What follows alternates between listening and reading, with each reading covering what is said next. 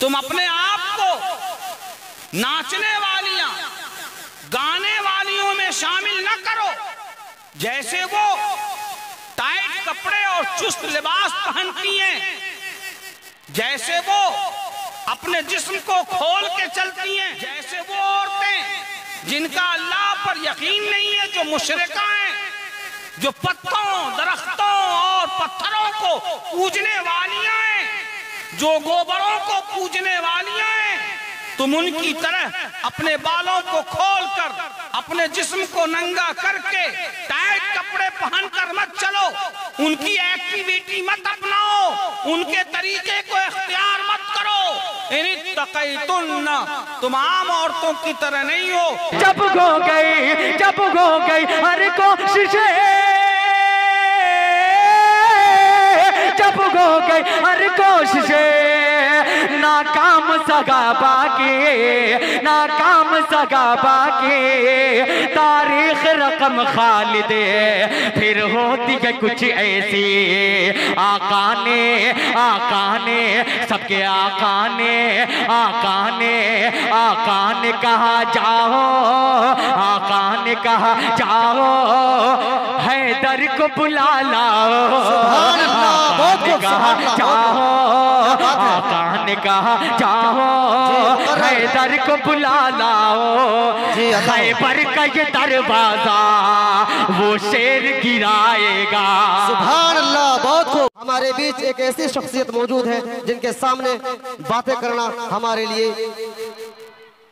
ठीक नहीं है, इसलिए मैं आप सभी हजरात के बीच में और हजरत वाला के बीच में ज्यादा वक्त न लेते हुए मैं बड़े ही अदब एहतराम के साथ हजरत मौलाना मुफ्ती काजी वसी अहमद साहब दामद बरकातुहुम को बड़े ही अदब एहतराम के साथ दावत स्टेज दे रहा हूँ। कोई स्टेज से माइक पर तशरीफ लाए और अपनी नासिहाना कलीमात से हम सामाइन के पसमुर्दा कुलूब को ताज़गी बख्शे। मैं उनका इशारे से इस्तकबाल करता हूँ कि कभी जलजला आएगा तो कभी तुरियान आएगा, कभी जलजला आएगा तो कभी तुरियान आएगा, कभी मौत से भरा सामान आएगा। जब भी पड़ेगी हमारे भारत को हिफाजत की जरूरत तो सबसे पहले यही उलमाए किराम आएगा, जिनसे मेरी मुराद मुफ्ती वसी अहमद साहब कासमी दामद बरकातुहू।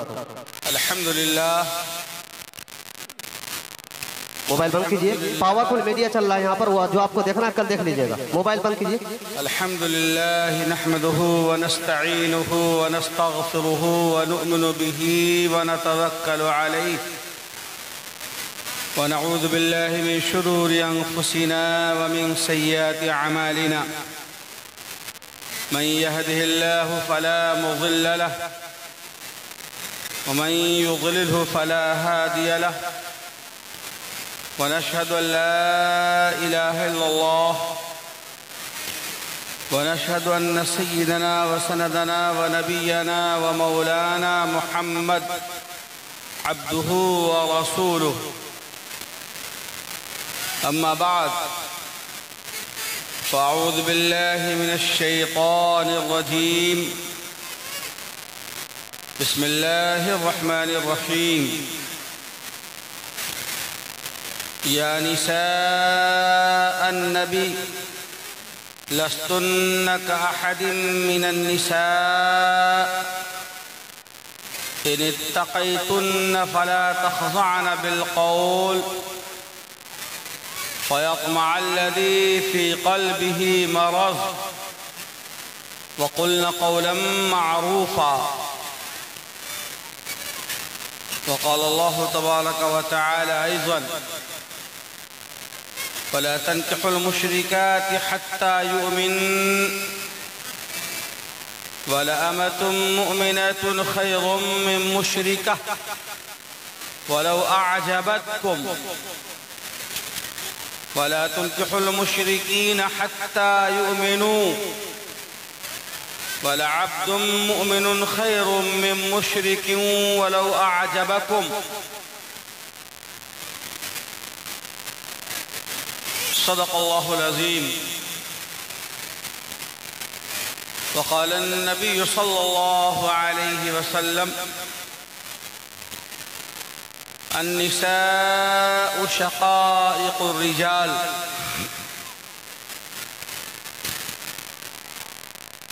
वक़ाल नबी सल्लल्लाहु अलैहि वसल्लम रुब्बकासियातिन आरियातिन माइलात मुमीलात ला यदखुलनल जन्नह औ कमा क़ाल अलैहि सलातु वस्सलाम।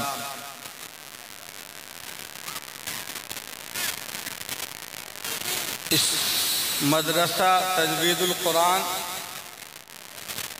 बांसकोटा गोविंदपुर के ज़ेरे एहतमाम मुनक़िद जलसे इस्लाह मुआशरा व दस्तारबंदी के स्टेज पर रौनक फरमाने वाले काबिल क़द्र हज़रात उलमाए किराम, बुजुर्गान मोहतरम, नौजवान साथियों, हमारे भाइयों और हमारी दीनी व पर्दा नशीं ख़वातीन बहनों, आपकी ये आबादी जिसका नाम बांसकोटा गोविंदपुर है, बहुत ही मजबूत आबादी है और मशहूर आबादी है। और अल्लाह ने इस आबादी के लोगों की हालत भी अच्छी की है, माल से भी नवाजा है, इज्जत से भी नवाजा है और इल्म भी अता किया है। मेरे ख्याल से आपकी आबादी में उलमा और हुफ़्फ़ाज़ की तादाद वो दर्जनों में नहीं बल्कि सैकड़ों में है। और मैं इस आबादी में तकरीबन 18 साल पहले पहली बार जलसे में आया था, उसके बाद फिर कई बार आना हुआ। मैं यहाँ से वाकिफ़ हूँ और मुझे नाम भी याद है, इसलिए मैं समझ सकता हूँ कि तादाद यहाँ आबादी की बहुत बड़ी है। आप हमारी बातों को सुन रहे हैं, माशाअल्लाह जलसे में भी लोग तशरीफ़ लाए हैं, लेकिन हम ये समझते हैं कि हमारे भाइयों को हमारी बहनों के जज्बे ने शिकस्त दे दी है और हमारी बहनें जिस बड़ी तादाद में आज इस जलसे में मौजूद हैं, शायद हम लोगों ने ये नहीं सोचा था कि ख़वातीन की इतनी बड़ी तादाद आज के जलसे में शरीक होने वाली है। अल्लाह ताला जज़ाए खैर अता फरमाए आप सबको, और अल्लाह ताला दीन की इस महफिल में आने को कबूल फरमाए और नामे आमाल में इजाफे का जरिया बनाए। बहर कैफ आप जो लोग इस मजमे में हैं या मजमे के बाएं जानिब या इर्द गिर्द में तशरीफ रखते हैं, आप मेरी बातों को सुनिए, हो सके तो यहाँ सामने आकर सुनिए, और अगर तबीयत पर बोझल हो तो जहाँ खड़े हैं वहीं से सुनिए, लेकिन सुनिए। और मैं आपके दरमियान हमारे हजरत मौलाना काजी असरार साहब कासमी काजी शरीयत हैं बारसोई के, और हमारे अजीज़ गिरामी जनाब मौलाना मुफ्ती अलकास साहब, मौलाना अली हसन साहब, इन हजरात ने इसरार किया तो मैंने भी खुशी का इजहार किया कि एक बार फिर बांसकोटा जाना है। अभी 2 साल कबल भी मैं आया था एकेडमी के जलसे में। इस वक्त जो बात हमको कहनी है उसका ताल्लुक तकरीर से कम है, जो रिवायती अंदाज है हमारा सुनने का और बोलने का। मैं जो बात कहना चाहता हूं उसका ताल्लुक तज़कीर से है। मुज़ाकरा करें हम, अपने ज़मीर को, अपने दिलो दिमाग को झंझोरें, अपने आप को टटोलें, अपने माहौल को देखें, अपनी आबादी का और अपने मोहल्ले का जायजा लें अपने बच्चे, अपने बच्चों और अपनी बच्चियों भतीजियों के हालात को समझें। और हम अगर मुसलमान हैं तो इस्लामी मिजाज के साथ इस्लाह की कोशिश करें।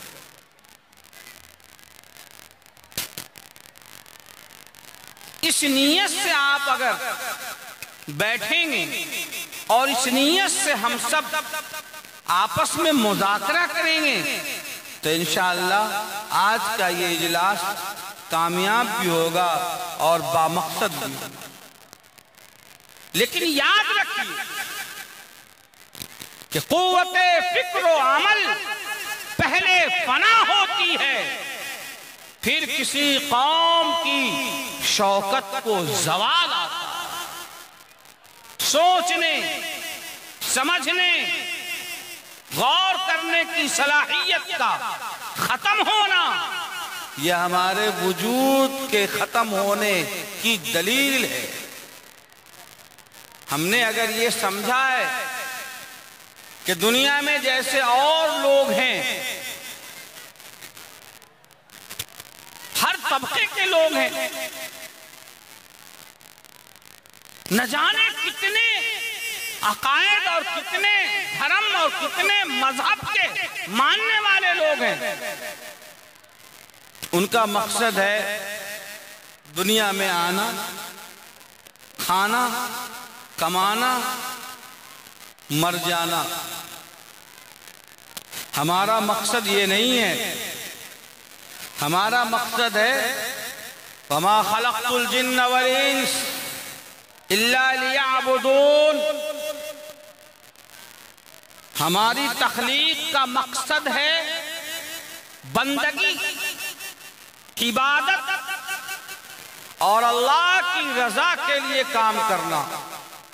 मिसाल के तौर पर हमारे बिरादराने वतन के यहाँ माल है, पैसे होने चाहिए, चाहे वो हलाल हो, हराम हो, रिश्वत हो, सूद हो, जो भी है पैसा है, मनी है, मनी इज गॉड, वही लक्ष्मी है, वही सब चीज है। उनके यहाँ चाहे इंटरेस्ट की रकम हो, सूद की रकम हो, शराब की रकम हो, सूअर और खिंजीर की रकम हो, रिश्वत की रकम हो, पैसा पैसा है और बस। हमारे यहाँ नहीं, ऐसे काम नहीं चलेगा। हमारे यहाँ माल है तो वो हलाल है या हराम है, ये बैरियर लगा हुआ है, ये मार्केटिंग की हुई है, ये दोनों में फर्क है। माल है तो हलाल है या हराम है। कैसा माल है? सूद है, रिश्वत है, नाजायज है, शराब की कमाई है, नाजायज माल की कमाई है, चोरी किए हुए सामान को बेचकर पैसा हासिल किया है, या हलाल तरीके से, जायज तरीके से उसने कमाई की है, ये फर्क है। बस मुसलमान के लिए माल हराम को इस्तेमाल करना ऐसे ही है जैसे खिंजीर और सूअर और शराब का इस्तेमाल करना, गोया के पाबंदी है। और ये पाबंदी इसलिए है कि हम मुसलमान हैं, पाबंदी इसलिए है कि हम गुलामान मुस्तफा हैं, पाबंदी इसलिए कि हमारा एग्रीमेंट है, हमारा मुआहिदा है, ला इलाहा इल्लल्लाह मुहम्मदुर रसूलुल्लाह। अल्लाह एक है, अपनी जात में, अपनी सिफात में वो बेनियाज है, उसको किसी वजीर, किसी मुकाबिल, किसी नजीर, किसी हमपल्ला और किसी हमसर की कोई जरूरत नहीं है, वो बेनियाज है। एक तो ये है, और दूसरा पॉइंट ये है कि आका व मौला जनाब मुहम्मदुर रसूलुल्लाह सल्लल्लाहु अलैहि वसल्लम अल्लाह के आखिरी रसूल हैं और वही खातमुल मुरसलीन।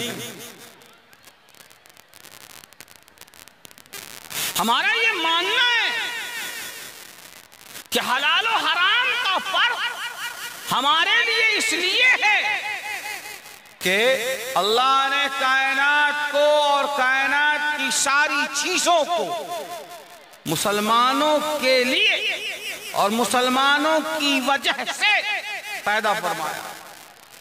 यही वजह है कि रूए जमीन पर अगर कोई मुवहिद खुदा की तौहीद का कायल जिस दिन बाकी नहीं रहेगा उसी दिन दुनिया तबाह हो जाएगी, मलिया मेट हो जाएगी और उसी दिन कयामत बर्पा हो जाएगी।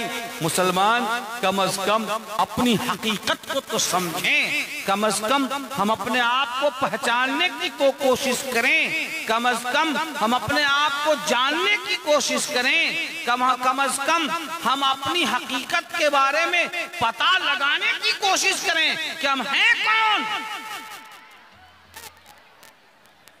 हमारे लिए हाजा हलाल व हाजा हराम लाइन खिंची हुई है कि ये हलाल है पाक है, ये हराम है नापाक है। मुसलमान हो हलाल की तरफ जाओ, अल्लाह पर यकीन रखते हो, इधर जाना तुम्हारे लिए नाजायज है। इस्लाम ने पांव में बेड़ियां और हाथों में हथकड़ियां लगा दी कि अब तुम अपने मन की नई जिंदगी गुजारोगे, अब अल्लाह और उसके रसूल सल्लल्लाहु अलैहि वसल्लम की बात मानोगे। शरीयत के मन की बात माननी है, अपने मन की बात नहीं माननी है। यही इस्लाम है। और जिस किसी को ये पाबंदी, जिस किसी को ये सरहद, जिस किसी को अल्लाह और उसके रसूल सल्लल्लाहु अलैहि वसल्लम की बातों से नऊज़ बिल्लाह नफरत है, तो अल्लाह को कोई जरूरत नहीं है उसके इस्लाम की, और अल्लाह को कोई जरूरत नहीं है उसके ईमान की, और अल्लाह को कोई जरूरत नहीं है उसके उठने और झुकने की, और अल्लाह को कोई जरूरत नहीं है ऐसे बंदे की। लाखों और करोड़ों नाफरमान हुए जमीन पर है, अगर सारी कायनात और कायनात का एक एक जर्रा रात और दिन अल्लाह की नाफरमानी करे, खुदा की कसम, खुदा की बड़ाई में बाल के बराबर भी फर्क नहीं आएगा। और अगर पूरी इंसानियत और पूरी कायनात रात और दिन अल्लाह के फरमाबरदारी में सजदे में गिरे रहें तो वहां पर कोई इजाफा नहीं होगा। अल्लाह अपनी शान के मुताबिक हैं, अल्लाह को हमारी परवाह, हमारे इबादत की परवाह नहीं।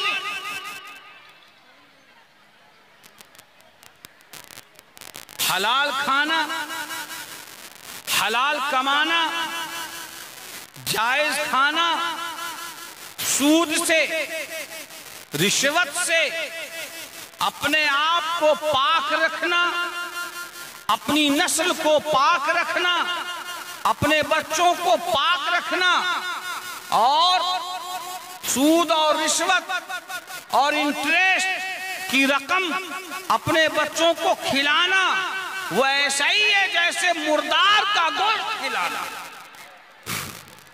इस वक्त गांव देहात में एक बड़ी वबा फैली हुई है। वो क्या है कि औरतों का ग्रुप बनता है, 2, 4, 5 औरतों का, और वो लोन उठाती है।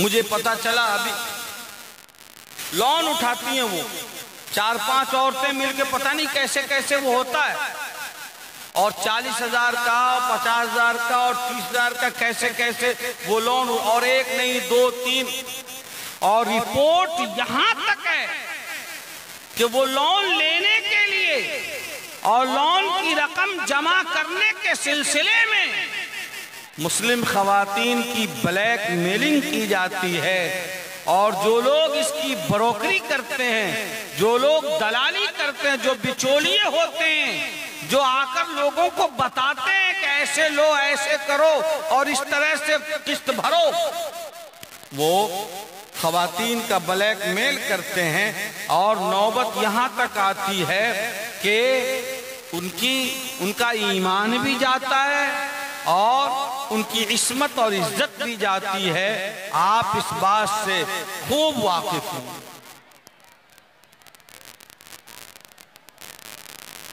हम बड़े अदब के साथ ये अर्ज करना चाहते हैं कि हमारे भाइयों में भी और हमारी बहनों में भी ये होना चाहिए और खौफ खुदा ये हो कि हम मुसलमान हैं, हमारी जिंदगी उन काफिरा, अय्यारा और मक्कारी करने वाली फाहिशा और फाजिरा औरतों की तरह नहीं होनी चाहिए। हमारी जिंदगी पाकीज़ा हो, हमारी जिंदगी बासफा हो, हमारी जिंदगी साफ सुथरी हो, हमारी बेटियां, हमारी भतीजियां शक्ल सूरत से, अपने किरदार से, अपने चाल चलन से ये वाज़ेह करें कि वो मुसलमान हैं, वो आम बच्चियां या आम खवातीन की तरह नहीं है। अल्लाह रब्बुल इज्जत ने अपने हबीब सल्लल्लाहु अलैहि वसल्लम को मुखातब करते हुए इरशाद फरमाया, या निसा अन्नबी, अपने हबीब सल्लल्लाहु अलैहि वसल्लम की खवातीन को अव्वलीन मुखातब करते हुए इरशाद फरमाया, ए नबी की औरतों, यानी अज़वाजे मुत्तहरात, उम्महातुल मोमिनीन, यानी हजरत आयशा सिद्दीका, हजरत हफ्सा जो उम्महातुल मोमिनीन है, हजरत खैतुल कुबरा, अज़वाजे मुत्तहरात को मुखातब किया और फरमाया, ए नबी की औरतों, तुम आम औरतों की तरह नहीं हो, तुम अपने आप को नाचने वालियां, गाने वालियों में शामिल न करो। जैसे वो टाइट कपड़े और चुस्त लिबास पहनती हैं, जैसे वो अपने जिस्म को खोल के चलती हैं, जैसे वो औरतें जिनका अल्लाह पर यकीन नहीं है, जो मुशरिका हैं, जो पत्तों, दरख्तों और पत्थरों को पूजने वालियां हैं, जो गोबरों को पूजने वालियां हैं, तुम उनकी तरह अपने बालों को खोलकर, अपने जिस्म को नंगा करके टाइट कपड़े पहनकर मत चलो, उनकी एक्टिविटी मत अपनाओ, उनके तरीके को इख्तियार मत करो। इनित्तक़ैतुन्ना, तुम आम औरतों की तरह नहीं हो, बल्कि तुम मोमिना हो, तुम मुस्लिमा हो, तुम्हारा अल्लाह पर यकीन है, तुम्हारा सर किसी मजार के सामने, किसी पीर के सामने, किसी दरख्त के सामने, किसी पंडित के सामने, किसी झाड़ फूक करने वालों के सामने नहीं झुकना चाहिए। तुम्हारा सर सिर्फ और सिर्फ एक ज़ाते वाहिदहू ला शरीक के सामने ही झुकना चाहिए। तुम मोमिना हो, तुम मुस्लिमा हो, तुम्हारी ये खुसूसियत नहीं होनी चाहिए कि बेटा मांगने के लिए, बेटे की तबीयत ठीक होने के लिए, अपने शौहर को अपने कब्जे में करने के लिए और अपनी सास के दिल पर राज करने के लिए तुम इधर उधर गलत लोगों के फंदे में पड़ो, ये तुम्हारा काम नहीं है। तुम मजार की मिट्टी छानो, ये तुम्हारा काम नहीं है। जो पत्थर मिला वहां गिर जाती हो, ये तुम्हारा काम नहीं है। तुम मोमिना हो, अल्लाह पर यकीन रखो और मान कर चलो, ठान लो और अपने दिलो दिमाग में इस बात को बिठा लो कि बेटा होना, बेटी होना, सेहत का होना, मर्ज का होना, मौत का होना, जिंदगी का मिलना, नफा का होना, नुकसान का होना, कायनात के एक एक पत्ते पत्ते का हिलना और गिरना, सब के सब एक ज़ात वहदहू ला शरीक की इजाजत और हुक्म से होता है। उसके बगैर किसी की औकात नहीं है कि कोई आपको बच्चा दे दे, आपके बच्चे को सेहत दे दे, आपके बीमार बच्चे को ठीक कर दे। अल्लाह के सामने झुको, अल्लाह के सामने गिड़गिड़ाओ, आंचल फैलाओ उस खुदा के सामने जो हम सब का खालिक व मालिक है। ईमान पुख्ता होगा, ईमान मजबूत होगा, और जब ईमान मजबूत होगा तो अल्लाह पर यकीन बढ़ेगा इंशाअल्लाह। ए नबी की औरतों, तुम आम औरतों की तरह नहीं हो, नबी की औरतों के वास्ते से तमाम मोमिनात को और तमाम मोमिनीन की औरतों को खिताब है।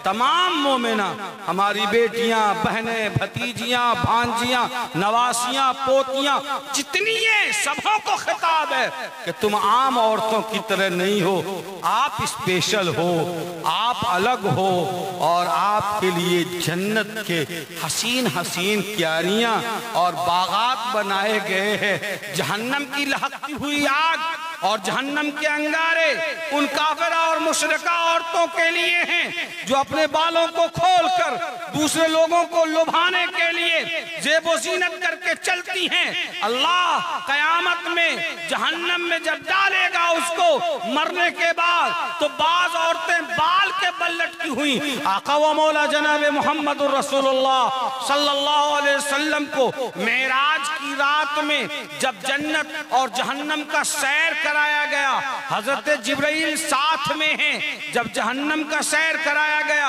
दिखाया गया कि एक दो नहीं हजारों हजार औरतें हैं जो अपने बाल के बल जहन्नम में लटकी हुई हैं और आग की लपट जमीन से आसमान तक जा रही है और उसमें उसका कबाब बन रहा है। तो फरमाया कि ए जिब्राइल, ये कौन औरतें हैं? हजरत जिब्राइल ने फरमाया कि या रसूल अल्लाह, ये आपकी उम्मत की वो औरतें हैं जो अपना बाल खोलकर, बाल कटाकर, स्टाइल बनाकर, कोहान की तरह बाल निकालकर वो अजनबी और गैर मर्दों को दिखलाती थी दुनिया में। अल्लाह ने मरने के बाद जहन्नम में उसको बाल के बल लटका दिया है, बाल से वो लटकी हुई। आगे बढ़े, देखा तो हजारों औरतें जो अपने छाती के बल जहन्नम में लटकी हुई हैं।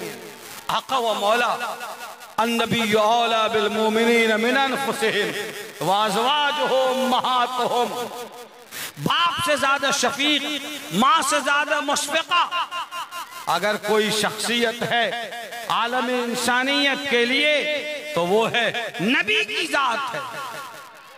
बाप से भी ज्यादा शफीक, अन्नबी औला बिल मोमिनीन मिन अनफुसिहिम, नबी की शफ़क़त, नबी की मोहब्बत मोमिन के शहे रग से ज्यादा करीब है।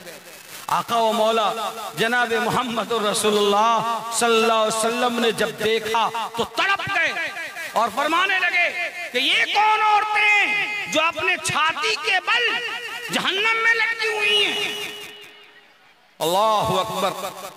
हजरत जिब्राइल ने फरमाया कि ये वो औरतें हैं जो अपने सीने को नहीं ढांकती थीं, अपने सीने पे दुपट्टा और हिजाब और नकाब नहीं लटकाती थीं, अपने सीने को अपना सत्र नहीं समझती थीं। क़यामत में अल्लाह ऐसी औरतों को सीने के बल जहन्नम में लटकाएगा और कायनात और पूरी इंसानियत इस मंजर को देखेगी।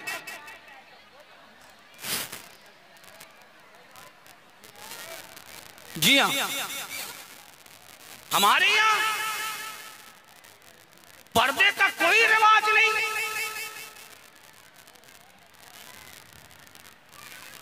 या अय्युहन नबी कुल लिअज़वाजिका व बनातिक व निसाइल मोमिनीन युदनीना अलैहिन्ना मिन जलाबीबिहिन्ना। ए नबी, आप कहिए अपनी बीवियों से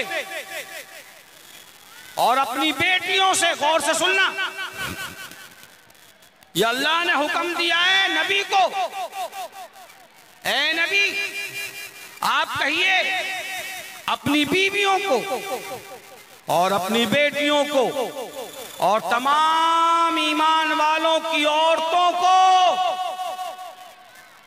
क्या कहिए? कुल अज़वाजिक व बनातिक व निसाइल मोमिनीन युदनीना अलैहिन्ना मिन जलाबीबिहिन्ना।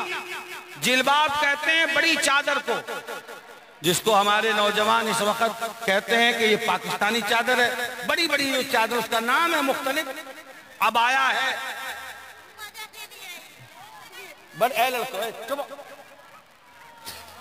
बड़ी चादर में अपने जिस्म पर अपने आप को बड़ी चादर में ढांक कर लपेट कर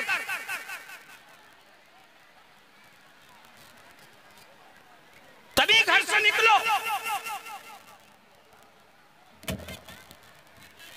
घूंघट करके निकलो, हिजाब लगाकर निकलो, नकाब लगाकर निकलो। ज़ालिका अदना युरफ़्न फ़ला युज़ैन।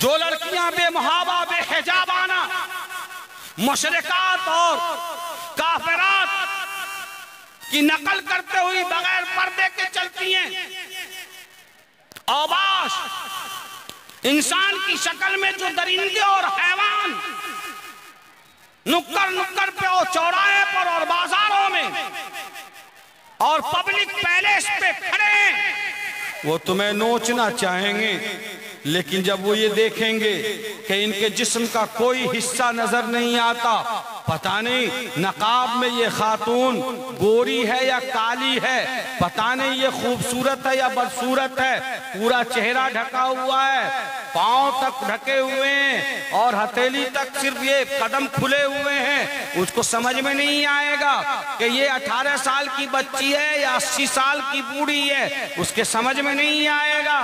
तो तुम तकलीफ से बच जाओगी और वो समझ जाएंगे कि ये इधर उधर वाली चटकने मटकने वाली लड़की नहीं है, यहाँ अपनी दाल नहीं गलेगी। जो कमीने और कुत्ते किस्म के लोग होंगे वो साइड हो जाएंगे और तुम इज्जत के साथ गुजर जाओगी। ये बात मैंने नहीं कही, ये बात तो कुरान ने कही। ज़ालिका अदना युरफ़्न फ़ला युज़ैन। जब निकलो हिजाब के साथ, नकाब के साथ, दुपट्टे के साथ निकला करो घरों से।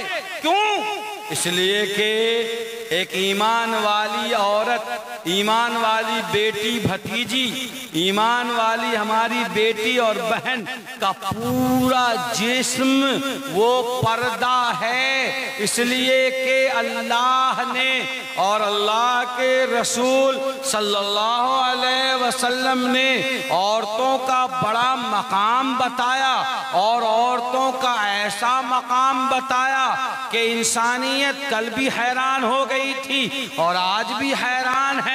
जनाबे मोहम्मदुर रसूलुल्लाह सल्लल्लाहु अलैहि वसल्लम ने भी बताया और अल्लाह रब्बुल इज्जत ने भी बताया।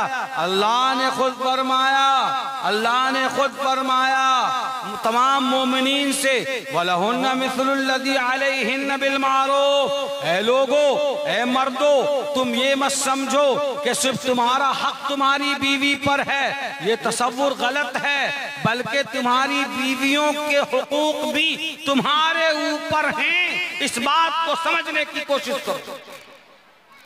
वाशिरूहुन्ना बिल मारूफ। ऐ लोगो, अपनी बीवियों के साथ अच्छा बर्ताव करो, उनके साथ मोहब्बत से पेश आओ। उसको हाथ पोंछने का रूमाल मत समझो, उनको पाँव में इस्तेमाल करने वाली जूतियां मत समझो, उसको अपना पोंछने का रूमाल मत समझो कि जब मन में आया इस्तेमाल किया, जब मन में आया उसको छोड़ दिया। यूज एंड थ्रो वाली चीज औरतें नहीं है, बल्कि इनका मकाम है, इनका मर्तबा है और इनका मर्तबा इतना बड़ा है कि फरमाया जनाबे मोहम्मदुर रसूलुल्लाह सल्लल्लाहु अलैहि वसल्लम ने कि औरत अगर बेटी बनकर आए और औरत अगर बेटी की शक्ल में आए तो आका ने फरमाया कि क़यामत के दिन बेटी का बाप मेरे साथ जन्नत में जाएगा। जाअहु व अना यौमल क़ियामत हाकज़ा। फरमाया कि बेटी का बाप मेरे साथ, हुजूर ने फरमाया, जनाब मोहम्मद रसूलुल्लाह सल्लल्लाहु अलैहि वसल्लम ने फरमाया कि बेटी का बाप मेरे साथ जन्नत में इस तरह से आएगा। और आप सल्लल्लाहु अलैहि वसल्लम ने ये बीच वाली उंगली और ये बड़ी वाली उंगली दोनों को मिला दिया और फरमाया कि जितना करीब ये दोनों उंगलियां हैं और जितना फासला इन दोनों उंगलियों में है, बेटी के बाप में और मेरे मकाम में जन्नत में उतना ही फासला होगा। गोया बच्चियों की शक्ल में आना, औरतों का बेटी की शक्ल में आना जन्नत में दाखिल होने का जरिया है। औरत अगर बहन की शक्ल में आए, फरमाया जनाब मोहम्मद रसूलुल्लाह सल्लल्लाहु अलैहि वसल्लम ने कि वो जहन्नम के दरमियान आड़ है, दीवार है और पर्दा है। और फरमाया कि बहन का मकाम, बड़ी बहन का मकाम वही है जो मां का मकाम है।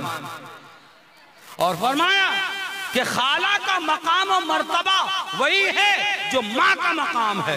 अल खालतु बिमंजिलतिल उम, फरमाया अलुख्तु बिमंजिलतिल उम, बहन का मकाम माँ के दर्जे में है। गोया बहन जहन्नम के दरमियान आड़ और पर्दा है।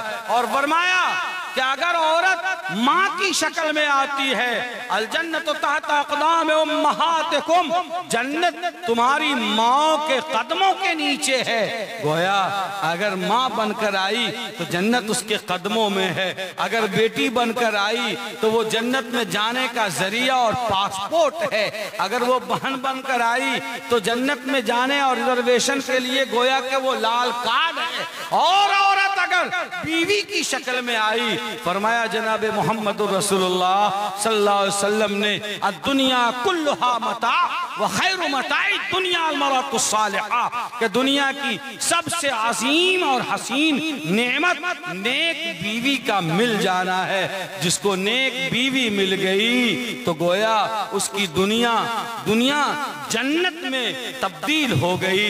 ये फरमाया अल्लाह के रसूल सल्लल्लाहु अलैहि वसल्लम ने। औरतों का बड़ा मकाम है। फरमाया अल्लाह के रसूल सल्लल्लाहु अलैहि वसल्लम ने कि औरतें कोई हाथ पोंछने की चीज नहीं है, ये तुम्हारे लिए लाइफ पार्टनर है, शरीक हयात है, रफीक हयात है। इसलिए औरतों को चाहिए कि वो अपने मकाम को समझें और पहचाने। फरमाया या नबी कुल अज़वाजिक व बनातिक व निसाइल मोमिनीन युदनीन अलैहिन्न मिन जलाबीबिहिन्न, मोमिनीन की औरतों से कहिए कि वो जब निकले तो वो दुपट्टा, हिजाब, नकाब लगाकर निकले, अपने चेहरे को, अपनी खूबसूरती को ढांक कर निकले, अपने बालों को छुपा कर निकले, वो नाज और स्टाइल में ना निकले। फरमाया अल्लाह के रसूल सल्लल्लाहु अलैहि वसल्लम ने कि जो औरत दूसरे मर्दों को, अजनबी लोगों को अपना ज़ेबो ज़ीनत और खूबसूरती दिखलाने के लिए मेकअप करती हैं ताकि मुझे बाजारों में, शादियों में, गांव घर में दूसरे लोग देखें तो ये कहें कि इसका सूट इतना अच्छा है, इसकी साड़ी इतनी अच्छी है, इसके बाल इतने अच्छे हैं, इसकी सैंडल इतनी अच्छी है, फला तो बहुत खूबसूरत है। फरमाया रसूलुल्लाह सल्लल्लाहु अलैहि वसल्लम ने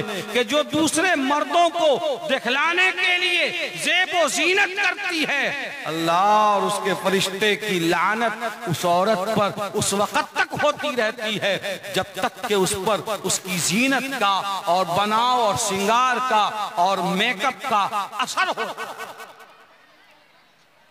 और फरमाया कि जो औरत अपने शौहर को खुश करने के लिए बनाव श्रृंगार करती है तो अल्लाह की उस पर रहमत नाजिल होती है कि उसका इरादा नौज़ बिल्लाह किसी गैर मर्द को दिखलाने का नहीं है, बल्कि अपने उस लाइफ पार्टनर को दिखलाने का इरादा है जो उसके लिए रफीक है, जो उसका शरीक हयात।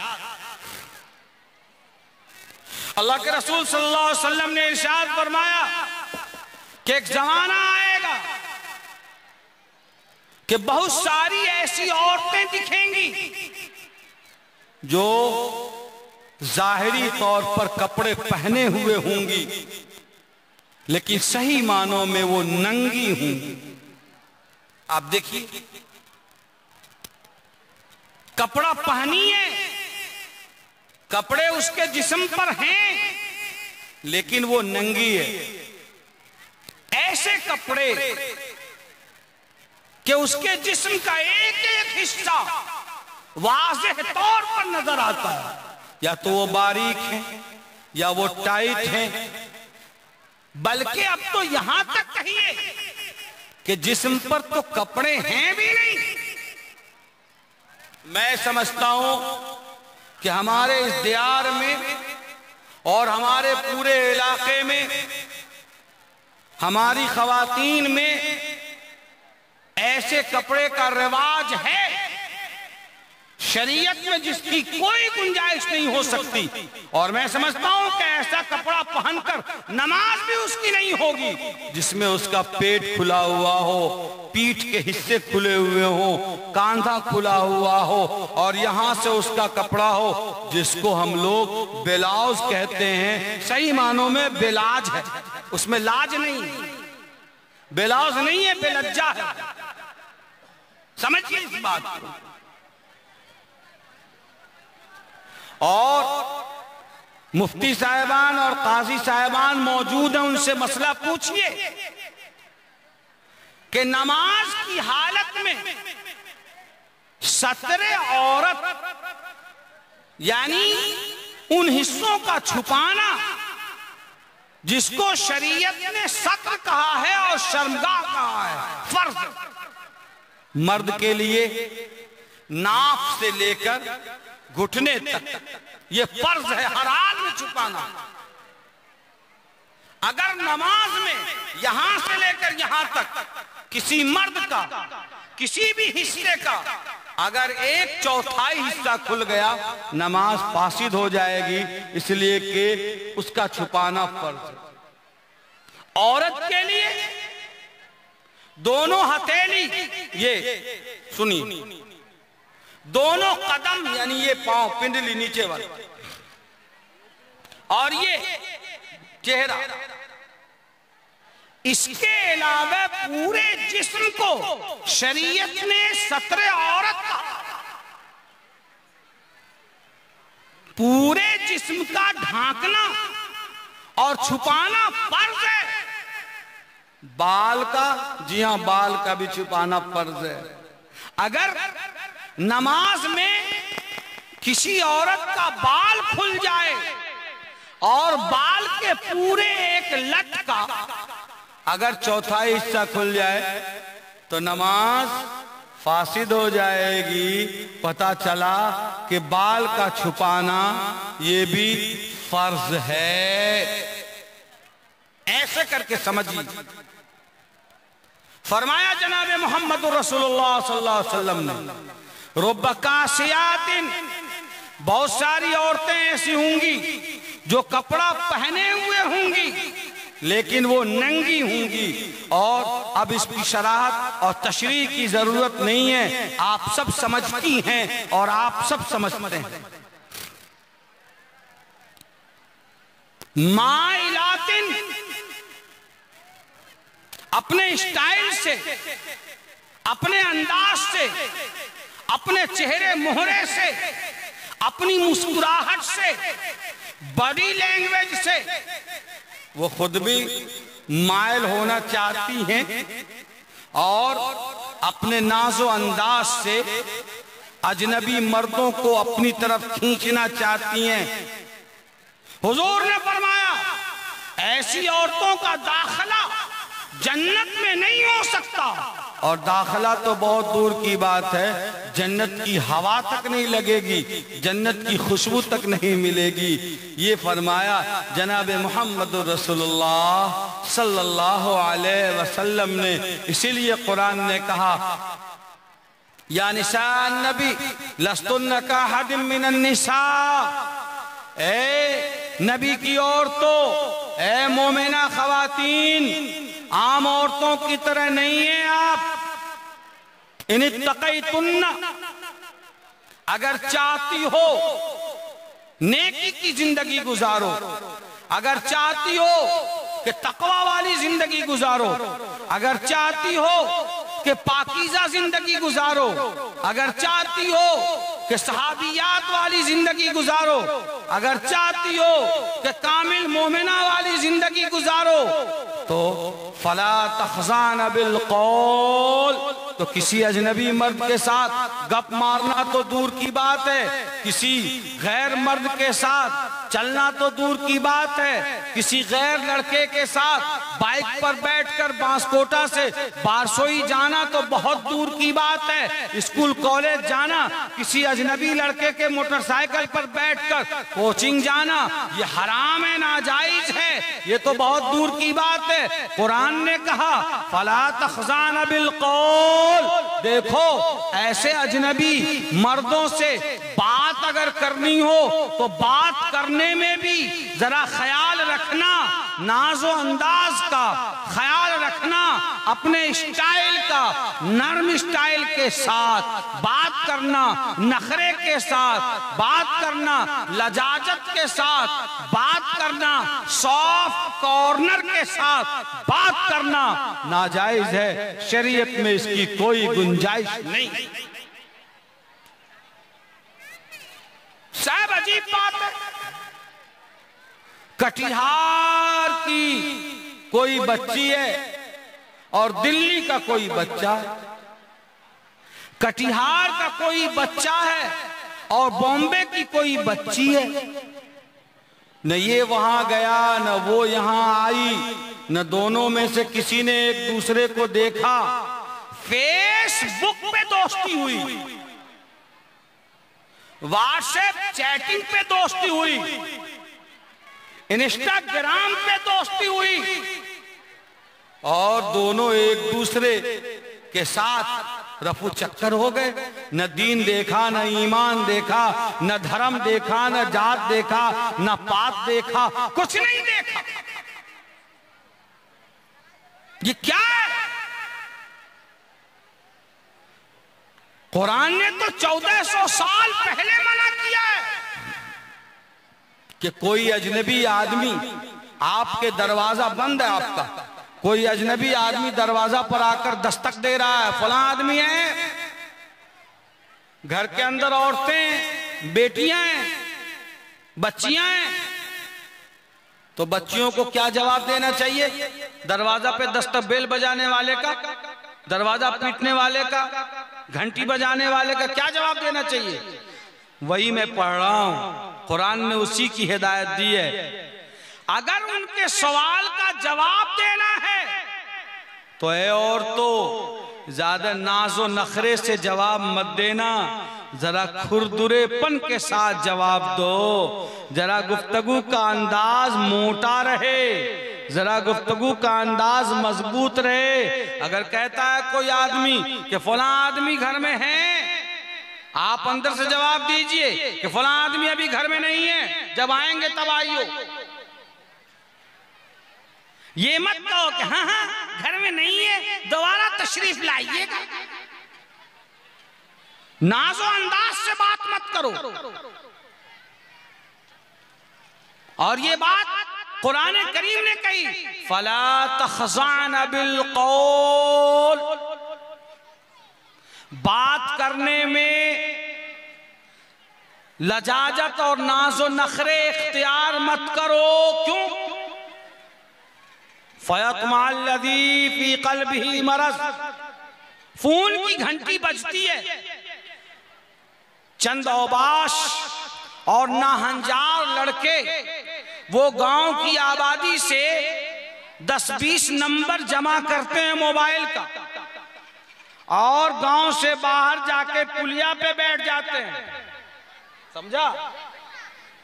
वो जाके बाद में बैठ जाएंगे खेत में और 10 नंबरों को तोड़ मरोड़ कर 10 डिजिट बनाकर वो किसी भी मोबाइल पे डायल करेंगे। आगे पीछे वाले नंबर से कोई ना कोई मोबाइल पे रिंग हो जाएगा। अगर किसी मोबाइल पे रिंग हो गया और उधर से किसी खातून ने जवाब दे दिया तो इस हैवान की हैवानियत यहीं से फड़कने लगती है और ये समझता है कि शिकार कामयाब रहा। और चूंकि जवाब देने वाले ने बड़ी नखरे से जवाब दिया इसलिए दोबारा कॉल करता है, तिबारा कॉल करता है, लगातार कॉल करता है, फिर वीडियो कॉल करता है। और ये बदतमीजी के लिए जो एक गली बनी थी वो गली अब रास्ता बना और जाकर वो नेशनल हाईवे में मिल गया। और शरारत जो शुरू हुई थी वो बदकारी और ज़िनाकारी पर जाकर और बेइज्जती पर जाकर खत्म होती है। बात प्रैक्टिकल है और ये कहानी हर गांव की है, हमारे मोहल्लों की है। सवाल ये है कि ये बदतमीजी किसी दूसरी कौम के लिए जायज हो तो हुआ करे, एक मुसलमान के लिए ये हराम है, एक मुसलमान के लिए ये नाजायज है। और मुस्लिम कम्युनिटी और मुस्लिम मुआशरा ऐसी बदतमीजी को किसी हाल में बर्दाश्त नहीं कर सकता। इसलिए कुरान ने कहा फला तखज़ान बिल कौल, बात करने में भी ज्यादा नखरे का अंदाज मत अख्तियार करो। फयतमल्लज़ी फी क़ल्बिही मरज़, इसलिए कि वो आदमी जो दस्तक देने वाला है, जो कॉल कर रहा है, जो मोबाइल की घंटी बजा रहा है, वो तुम्हारे अंदर लालच रखेगा और बार बार वो तुमसे राब्ता करने की कोशिश करेगा। कुरान ने तो यहां तक हिदायत की है। बेशक हम कहना चाहेंगे अपनी बहनों से जो हमारे दाएं तरफ बैठी हुई हैं, आप बात न करें, जलसे में आई हैं तो कान पात कर हमारी बात सुनिए। हम कहना चाहेंगे अपनी बहनों से, अपनी बेटियों से कि देखो, याद रखो, हम अब आपको मोबाइल से दूर नहीं रख सकते। घर में मोबाइल है, टेक्नोलॉजी है, पढ़ने वाली बच्चियां हैं, लैपटॉप है, कंप्यूटर है, इंटरनेट का सिस्टम है। अब इसको रोकना मुहाल मालूम होता है, लेकिन हमारी बहनें अपनी बच्चियों को और हमारे भाई अपने बच्चों को ये तो कह सकते हैं कि भाई आधे घंटे से बात कर रहे हो और 1 घंटे से तुम जो छत पे टहल टहल के बात कर रही हो मोबाइल से, किससे बात कर रही हो? बहन से बात कर रही हो, नानी से बात कर रही हो, भाभी से बात कर रही हो, किससे बात कर रही हो?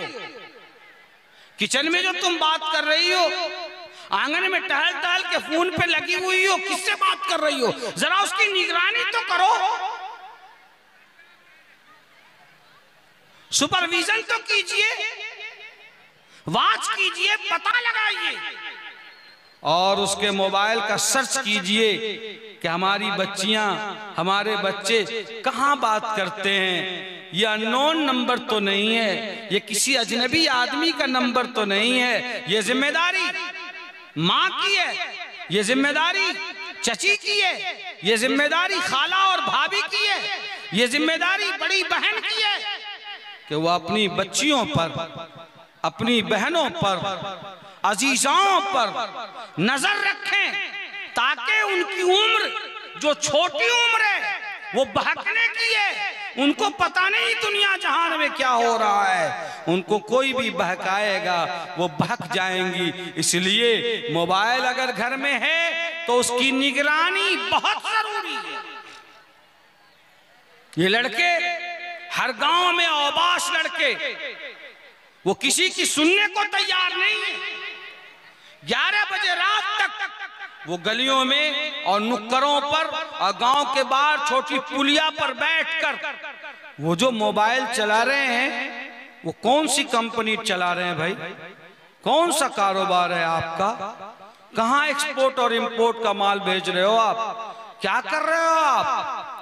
गार्जियन को अगर कोई मतलब नहीं है, भाई को, वालिद को, चचा को अगर उनकी जिंदगी से कोई मतलब नहीं है, तो फिर ऐसे समाज को तबाह होने से कोई नहीं बचा सकता, और ऐसे बच्चे और बच्चियों को बिगड़ने से और ऐब इज्जत के नीलाम होने से हमको और आपको कोई नहीं रोक सकता। इसलिए मैं अपनी बहनों से, अपनी बेटियों और भतीजियों से जो यहाँ मौजूद हैं और जो मौजूद नहीं भी हैं, मैं हर एक से हाथ जोड़कर बड़ी दर्द के साथ, बड़े कर्ब के साथ मैं दरखास्त करता हूं आप सब से कि खुदा के वास्ते हिजाब को, नकाब को अपने लिए सेफ्टी और हिफाजत का सामान समझिए और लाजमी समझिए।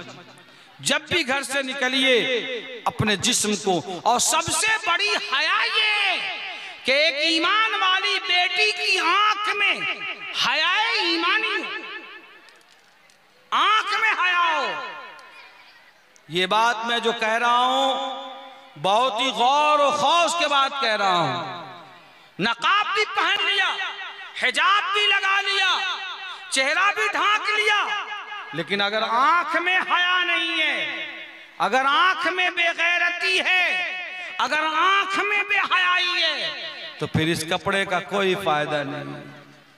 इसलिए ईमानी हया पैदा कीजिए और इस निकाब को, हिजाब को, दुपट्टे को मामूली कपड़े का टुकड़ा न समझिए, बल्कि इसको फातिमा ज़हरा रज़ी अल्लाह ताला अन्हा की वो चादर समझिए कि जिस चादर को आका व मौला जनाब मोहम्मद रसूलुल्लाह सल्लल्लाहु अलैहि वसल्लम ने पूरी इंसानियत की माँ और बेटियों के सरों पे तान दिया और फरमाया कि हमारी बेटियों, जब तक तुम इस चादर इफ़्फ़त की हिफाजत करोगी, अल्लाह तुम्हारी इज्जत की हिफाजत करेगा। और जिस दिन तुमने इस चादर को बोझ समझ लिया और इसको अपने लिए कपड़े का एक टुकड़ा समझना शुरू कर दिया, अल्लाह ताला तुम्हें बेआबरू कर देगा और तुम्हें तुम्हारी इज्जत को नीलाम कर देगा। इसलिए हमारी बहनें ये पैगाम ले जाएं, और साथ ही साथ मैं ये भी अर्ज करूं कि इस वक्त बड़े पैमाने पर साजिश के तहत मुल्क की वो ताकतें जो चाहती हैं कि हमारी इज्जत के साथ खेला जाए, हमारे ईमान का सौदा किया जाए, बड़े पैमाने पर प्लानिंग के साथ ग्रुप बाय ग्रुप वो तरकीबें लगाकर साजिश करके हमारे घरों तक बेहयाई को पहुंचाना चाहते हैं और मुख्तलिफ लालच देकर हमारे घरों से ईमान को सल्ब करना चाहते हैं और हमारी बच्चियों को इर्तिदाद के दलदल में धकेल देना चाहते हैं। इसलिए मैं गुजारिश करूंगा कि मोमिन की शान ये है, मोमिन की शान ये है कि वो जान देकर ईमान बचाने को तरजीह देते हैं। ये नहीं है कि ईमान लुटाकर जान बचाते हैं, नहीं, जान लुटाकर ईमान बचाते हैं। मैं ये वाज़ेह कर दूं कि कुरान ने कहा वला तनकिहुल मुशरिकात, कि एक मोमिन का निकाह सिर्फ और सिर्फ एक मोमिना से होगा। एक मुसलमान मर्द का निकाह मुसलमान औरत से हो सकता है। अगर मजहब अलग अलग है तो मोमिन का निकाह किसी मुशरिका से, किसी काफिरा से हलाल नहीं होगा, हराम होगा। और अगर दोनों साथ रहें तो ज़िनाकारी का गुनाह मिलेगा।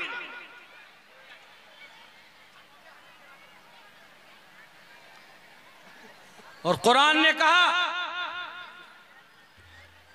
ऐ ईमान वालों, मुशरिका औरतों से निकाह न करो तावक्ते के वो ईमान न ले आए। वलामतुम मुमिनतुन खैरुम मिन मुशरिका, एक मुसलमान औरत है जिसके कल्बो जिगर में ईमान है, तौहीद है, रिसालत है, वो शक्ल सूरत के एतबार से बहुत अच्छी नहीं है, दौलत के एतबार से कुछ नहीं है, वो बिल्कुल समाज की दबी कुचली है, नौकरानी के दर्जे में है, पढ़ने दर्जे की औरत है, लेकिन वो साहिबे ईमान है तो किसी काफिरा और मुशरिका शहजादी से, मलिका से, रानी से वो ज्यादा बेहतर है, इसलिए कि ईमान की नेमत ने उसको कायनात और कायनात की तमाम चीजों से आला और बाला और अफजल कर दिया। वलअमतुम मुमिना खैरुम मिन मुशरिका वलौ अअजबतकुम, और मोमिना बांदी जो नौकरानी हो, जो बहुत ही दबी कुचली समझी जाती हो, लेकिन वो मोमिना है, फरमाया वो बेहतर है मुशरिका से जो बहुत खूबसूरत, बहुत इज्जत वाली, बहुत दौलत वाली हो। वो मोमिन औरत के ईमान का मुकाबला नहीं कर सकती। वला तुनकिहुल मुशरिकीन, और अपनी बेटियों को किसी मुशरिक के निकाह में ना दो, किसी मुशरिक से ब्याह न कराओ, अगरचे वो नौकरी वाला, दौलत वाला, कुर्सी वाला, मनसब वाला, तख्त वाला, ताज वाला, हुकूमत वाला ही क्यों न हो, शहंशाहे जमाना क्यों न हो, लेकिन वो कुफ्र के दलदल में है तो ये ईमान वाली का निकाह उससे हलाल नहीं हो सकता। वला अब्दुम मोमिन खैरुम मिन मुशरिक, एक मोमिन गुलाम सही, एक मोमिन नौकर सही, एक मोमिन मजदूर सही, एक मोमिन काश्तकार सही, एक मोमिन ठेला खींचने वाला, रिक्शा चलाने वाला उस मुशरिक से आला है, इसलिए कि उसके अंदर ईमान की दौलत है। इसलिए नौजवानों से मैं कहूंगा और अपनी बेटियों और बहनों से कहूंगा कि ये ईमान के खरीदार और गद्दार जो ईमान छीनने के लिए और ईमान को सल्ब करने के लिए तरह तरह का चाल चलते हैं, कोचिंग सेंटरों पर उन्होंने दलालों को, दल्लों को बिठा रखा है जो मुस्लिम बच्चियों को बहकाती हैं, बहकाते हैं। कॉलेजों में, मार्केटों में, गांव समाज में लोन वगैरह लेने के नाम पर वो मुस्लिम मुआशरे से करीब होते हैं और मीठे मीठे बोली सुनाते हैं, बल्कि इस रजील काम के लिए तो बदतमीजों ने अपने नौजवानों को उर्दू के अल्फाज भी सिखाने शुरू कर दिए हैं और उर्दू के अशार भी सिखाने शुरू कर दिए हैं ताकि उर्दू अल्फाज का सहारा लेकर मुस्लिम मुआशरे और मुसलमानों की कम्युनिटी से वो करीब हो सकें। इस साजिश को और जाल को समझना होगा हम सबों को, और खास तौर पर हमारी बेटियों और बहनों को समझना होगा ताकि हमारा ईमान सलामत रहे और हमारी अमानत सलामत रहे। और ये तभी होगा जब हमारी बच्चियां पर्दे के साथ, हिजाब के साथ, नकाब के साथ वो अपने घरों से निकलेंगी और अपनी आंखों में हयाए ईमानी पैदा करेंगी, तो इंशाअल्लाह अल्लाह ताला हमारे ईमान की भी हिफाजत फरमाएगा और अल्लाह ताला हमारी जान की भी हिफाजत फरमाएगा।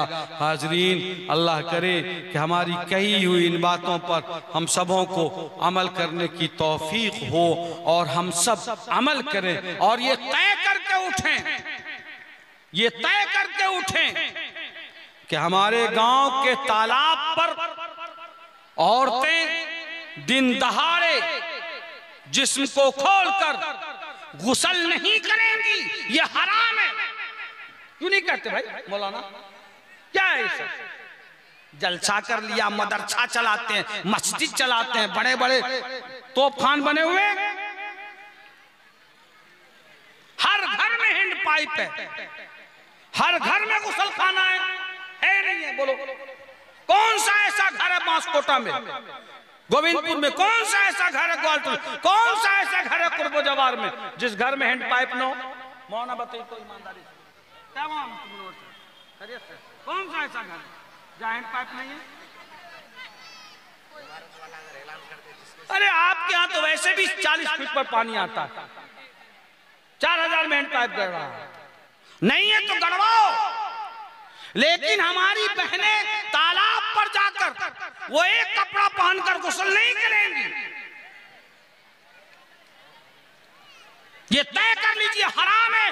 और कहना कि इमारत शरिया के काजी साहब ने आके ऑन द स्टेज ये बात कही, और मैं कहता हूं हैसियत काजी, बांसकोटा में अब मस्जिद के सामने वाले तालाब पर या गांव के किसी भी तालाब पर हमारी बच्चियां और हमारे घर की औरतें वो कपड़ा धुलने और ऐसे जिस्म को खोलकर नहाने के लिए वो नहीं जाएंगे इंशाअल्लाह। करते होते हैं सब लोग। अरे बोलो शर्म करो, मैं खुद तो जाके वहां कर मर्द हो जाके छलांग लगाओ, औरतों को क्यों बेचते हो? यहां से पहला स्टेप होगा मौलाना, पहला स्टेप उठाइए यहां से इंशाअल्लाह, और दूसरा स्टेप हम लोगों को जो उठाना बिल्कुल तय करो। कोई नहीं जाएगी कल से। अगर किसी के घर में किसी की सास ने ये कहा बहू से कि जाओ तो इतना कपड़ा और इतना जो है वो बेडशीट और जाजिम और ये जाके धुल के लाओ, कह देना कि काजी साहब ने जलसे में कहा कि नाजायज है, मैं तालाब पे कपड़े धुलने नहीं जाऊं। सारे लोग दरवाजा पे बैठे हैं, वहीं सारे लड़के मुंडेर पे बैठे, सब तमाशा देख रहे हैं। गुजरने वाले ना आंख को इधर करने के बजाय इधर देख के जा रहा। तुमको गाड़ी चलाना इधर या तालाब में चलाना? बदतमीजों, क्यों? वजह क्या है? शैतान तुम्हारे चेहरे को इधर के बजाय इधर फेरता है। वो काम इंशाअल्लाह बंद होगा। हम लोग जमीनी काम के आदमी हैं, हवाई गुफ्तगू के आदि नहीं, अब होना भी नहीं चाहिए। इसलिए हम लोगों को यहाँ से ये काम शुरू करना है। और आखिर में मैं फिर एक बात कहूंगा कि बेशरम है हम वो मुसलमान जो हराम की तरफ दौड़ते हैं और हलाल को छोड़ते हैं। हराम खोरी की वजह से हमारे दिलो दिमाग पर कालापन और स्याही छा गई है कि हक की बात न तो सुनना चाहते हैं, हक की बात न तो समझना चाहते हैं, और हक की बात न तो बोलना चाहते हैं, और हक की बात न तो देखना चाहते हैं। हर आदमी शादी और बच्चियों के जहेज से तंग है कि नहीं? बोलो। अरे बोले कौन तंग नहीं है? क्या बीच में खाली है तो क्या उधर इंसान है कि नहीं बैठे हुए? अरे हर आदमी शादी के खर्च से तंग है कि नहीं है? अरे जोर से बोलो भाई। तो एक बात बताओ मौलाना, आपके यहाँ की सबसे हल्की फुल्की शादी में क्या लाख खर्चा होगा? अब बोलो जोर से। 4 लाख। आइए मुफ्ती मुनव्वर साहब के घर में शादी हो तब क्या लाख? जाहिर है, मतलब इस तरह के रेंज में हो। किसी के पास 4 बेटियां हैं, 4 दुनिया 16 लाख। कितना लगेगा 4 बेटी की शादी में? छोटी वाली शादी 16 लाख। उस आदमी के पास 10 कट्ठा 5 कट्ठा जमीन है। कलकत्ता में और बॉम्बे में रिक्शा चलाते चलाते और गिलास मांजते मांजते अब जिस्म भी कमजोर हो गया है, दिमाग भी कमजोर हो गया है। अब ये समाज तय करेगा कि वो बच्चियां मुसलमान हैं तो क्या उनका ब्याह और उनकी शादी होनी चाहिए या नहीं होनी चाहिए? अरे जोर से बोलिए ना। होनी चाहिए। तो 16 लाख रुपए 4 बेटी की शादी के लिए कहां से लाएगा? वो उनको खिला रहा है, पोस रहा है, टीन का मकान भी बनाया, कैसे कैसे करके बच्चों को पाल रहा है। आखिर वो इतने पैसे कहां से लाएगा? उसको तो खुदकुशी कर लेना चाहिए। बोलो सुसाइड कर लेना चाहिए। तो कहते हो कि हराम है, सुसाइड कर लेना चाहिए तो हराम है। बच्चियां अगर घर से निकल गई तो वो बेइज्जत आदमी है, बेआबरू है। और हम बड़े आबरू वाले हैं जो बेटा की शादी के लिए बेटी वाले को दूहने के लिए बैठे हुए हैं। जैसे गाय दूहने से पहले पन्हाते हैं ना, उसको गाय का बच्चा खोल देते हैं तो गाय का दूध उतरता। ये बेटा वाला सब जो है ना, वो बाल्टी और कटिया सुनहाता है दूहने के लिए। तो बेहया ये समाज और हम जैसे लोग हैं या वो है?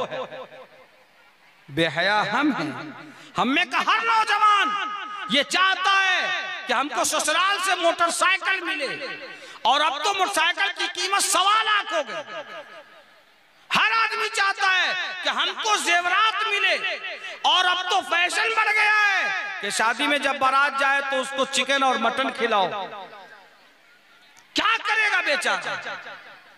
और जो बेटा का बाप है, और जब उसी की बेटी की शादी होती है तो उसके आंसू हर तरफ से निकलने शुरू हो जाते हैं, माफ कीजिएगा।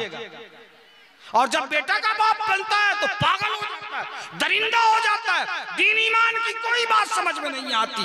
दाढ़ी भी है, टोपी भी है, कुर्ता भी है, क्या हजरत और क्या जमाती और क्या आवाम और क्या आलिम और क्या सभी इस हम्माम में तकरीबन नंगे हैं। याद रखो, जब तक हमारे मुआशरे की ये हालत रहेगी, मुआशरे से बेहयाई दूर नहीं होगी। और जब तक हम लोग शादियों को आसान नहीं बनाते और हराम खोरी और जहेज और तिलक से तौबा नहीं करते, तब तक हमारे मुआशरे की बच्चियों की इस्लाह नहीं हो सकती। पहले इसका जवाब हमको ला के दे दिया जाए कि आखिर 4 बेटियों की शादी वो कैसे करेगा, आखिर 3 बच्चियों की शादी वो गरीब आदमी कैसे करेगा, वो भीख न मांगे तो क्या करे, और भीख देने वाले उसका ब्लैकमेल न करें तो क्या करे। सो गौर करना हम सब की जरूरत है। हम समझते हैं कि बच्चियों के गुमराह होने में और बच्चियों के दीनो ईमान का जो खतरा पैदा हुआ है, इसकी एक बड़ी वजह हमारी खुद की खराबी है कि हमने जहेज और तिलक का जो मिजाज बना रखा है और उसमें कोई कटौती और कंप्रोमाइज करने के लिए तैयार हम नहीं हैं, जिसकी वजह से मुआशरे में तबाही आई है। अल्लाह ताला हम तमाम की हिफाजत फरमाए और अल्लाह ताला हम सबों को नेक बनने और हिर्स और लालच से महफूज रहने की तौफीक अता फरमाए। खुदा किसी तूफान से तुम्हें आशना कर दे कि तेरे बहर के मौजों में इस्तिराब नहीं, तुझे किताब से मुमकिन नहीं फराक के तू किताब खां है मगर साहबे किताब नहीं। व आखिर दावाना अनिल हम्दुलिल्लाहि रब्बिल आलमीन।